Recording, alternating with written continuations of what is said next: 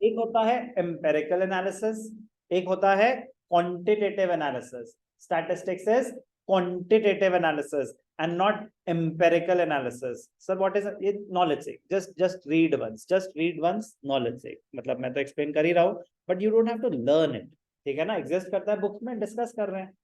Empirical analysis, science जो as natural science, वो होती है empirical analysis. मतलब उसमें proper formulae होते हैं, proper process होता है, और जब जब वो process follow होता है तो result same ही आएगा.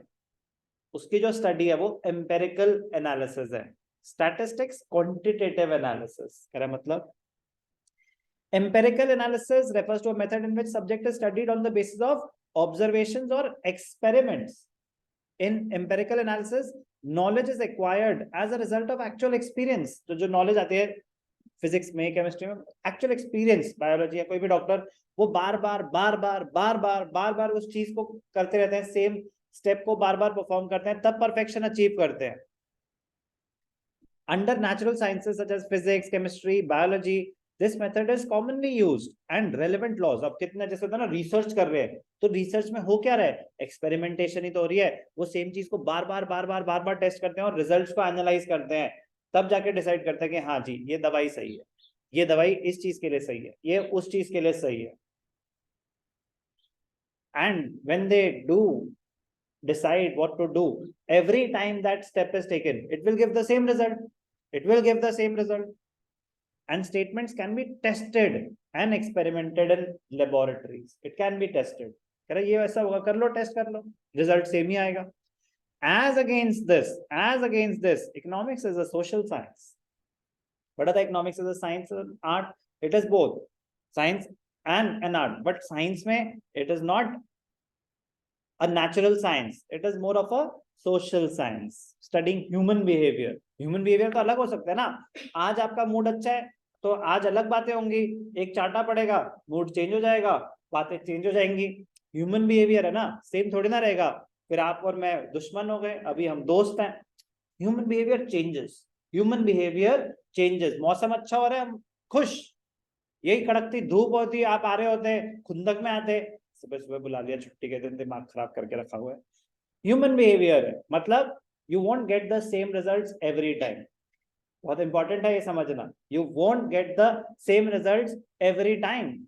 तो एक्सपेक्टेशंस जमीन पे रखें, क्योंकि हम इंसानों से एक्सपेक्टेशंस बहुत होती है ना. ह्यूमन बिहेवियर है बेटा, उसमें उस इंसान की आपकी गलती नहीं है, वो चेंज होगा ही होगा, वो चेंज होगा ही होगा. तुम बदल गए हो. इकोनॉमिक्स ने बताया था. wherein human behavior is the subject of study and empirical analysis cannot be used to study economics and other social sciences.